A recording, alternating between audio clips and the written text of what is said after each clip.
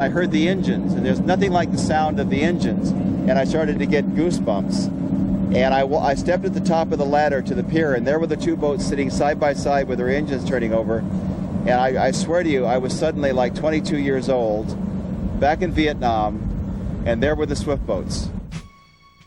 While the Coast Guard retained numbers of WPBs for stateside search and rescue, the Navy left nearly all of its swift boats in Vietnam.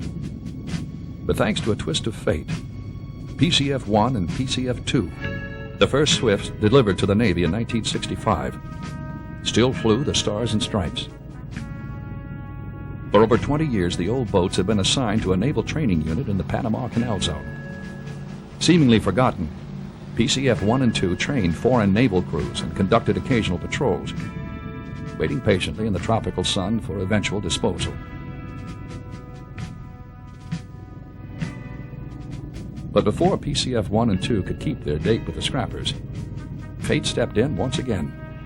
During a 1994 inspection trip to the Canal Zone, Deputy Assistant Secretary of the Navy Wade Sanders discovered the old boat's pier side at the Rodman Naval Station. An ex-swift boat sailor himself, Sanders immediately recognized the old PCFs as the last of their kind.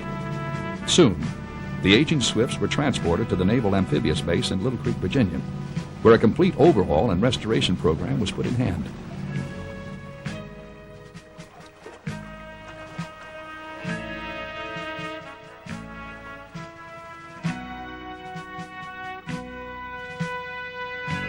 In June 1995, after 30 years of service, PCF1 and 2 got underway on their final mission as Navy men of war.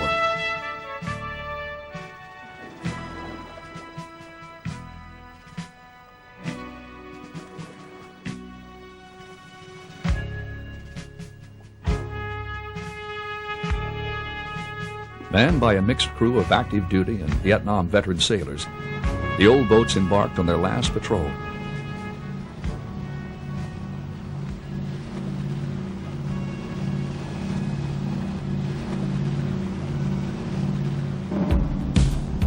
Outbound for the Navy Museum in Washington, D.C., the boats cruised north of the Chesapeake Bay.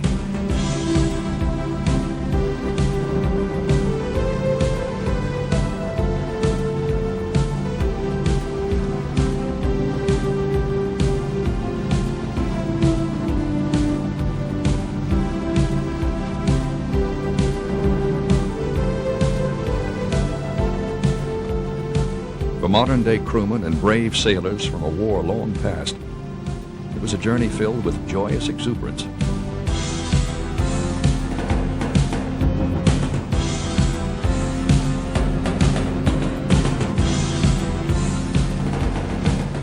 And sober reflection.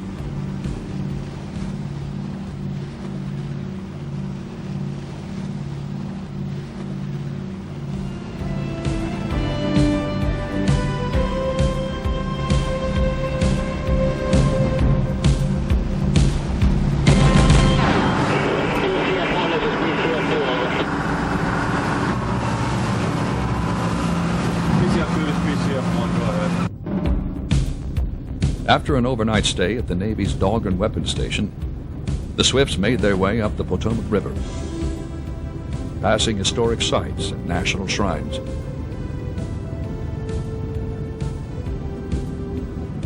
Until finally the capital hove into sight.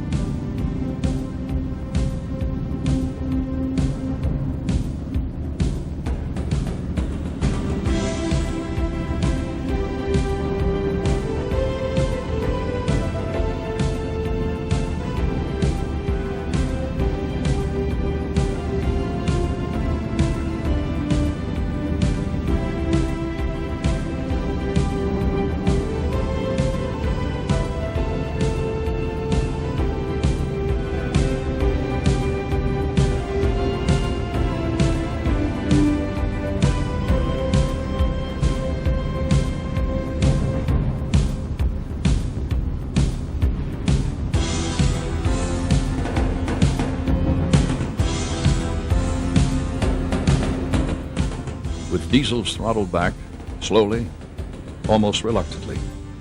PCF1 and 2 made their approach to the Navy Museum Pier. Lines were passed and secured. Engines were shut down. And the last swift boat patrol passed into history. Traveling from across the country, hundreds of ex-swift boat veterans gathered for one last look and a final moment with the little warships that had served them so well.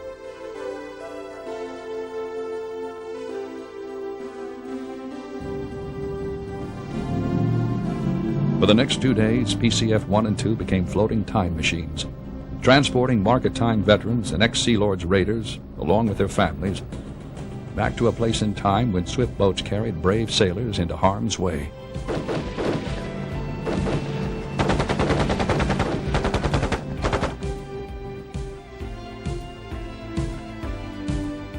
All too soon, the rides were over, and on June 17, 1995, the swift boat saga drew to an end. As PCF2 prepared for a new career as a civilian research vessel, PCF1, the Navy's first and last swift boat, was formally turned over to the Navy Museum for preservation and display.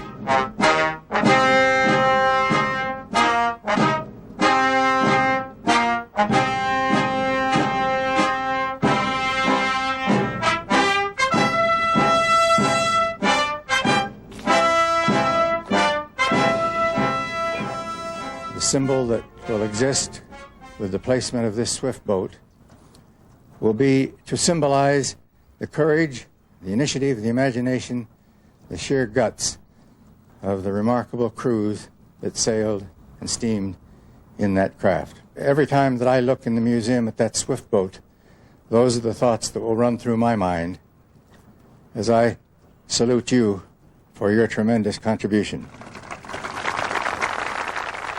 No words here today, no 30-year-later memory or description will ever convey the sight and the feeling of 6 or 10 or 12 Swifts, engines throbbing, radios crackling, guns thundering towards the riverbank, moving ever closer into harm's way. But that's not all that it was. We sunbathed and we skinny dipped. We traded sea rations for fresh shrimp, and we left our Vietnamese recipients of Uncle Sam's technology grinning from ear to ear as they believed that they got the better of the deal. When we broke the rules, which we never did, of course, Admiral, we would say, what the hell can they do? Send us to Vietnam? And through it all, we never forgot how to laugh. The times we lobbed raw eggs from boat to boat. The great flare fights that we had, ultimately lighting Bill Rood's life raft on fire.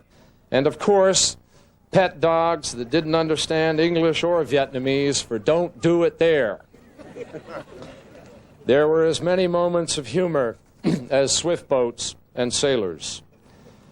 And we exulted in the beauty of a country that took us from glorious green rice paddy, black water buffalo caressing the banks of rivers, children giggling and playing on dikes, sampans filled with produce going to market, that suddenly took us from innocence and tranquility deep into the madness of firefights, chaos reigning around us, 50 calibers diminishing our hearing, screams for medevac piercing the radio waves, fishtailing rockets passing the pilot house, all suddenly to be replaced by the most serene, eerie beauty the eye could behold and an awesome sense of survival.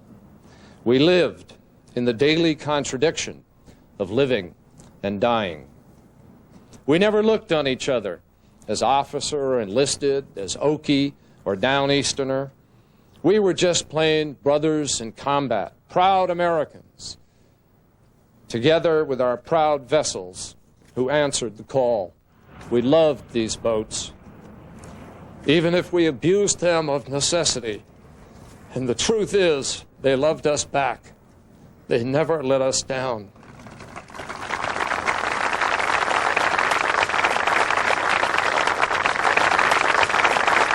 The undersigned is an authorized representative of the Naval Historical Center accepts the below-described ship, together with its onboard equipment, from Ernest E. Christensen, Rear Admiral, United States Navy, Commander Training Command, U.S. Atlantic Fleet, Authorized Representative of the United States Navy. Signed for by Dr. William Dudley, Naval Historical Center.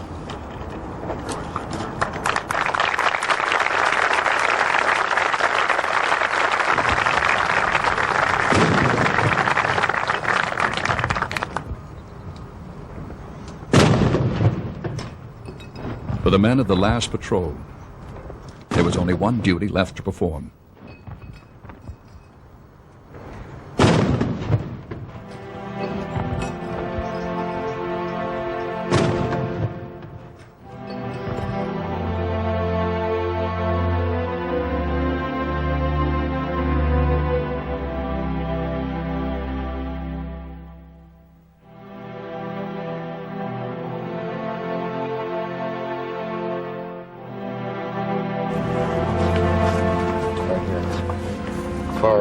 Goodfellow.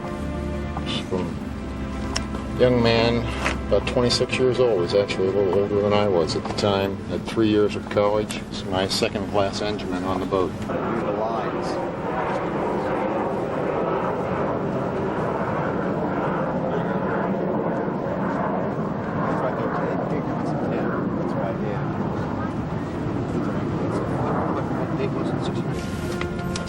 John P. McDermott, bosun mate second class. Was born in 1945. I think he was 21 years old. 22 years old. That's our man. Yep. It's John.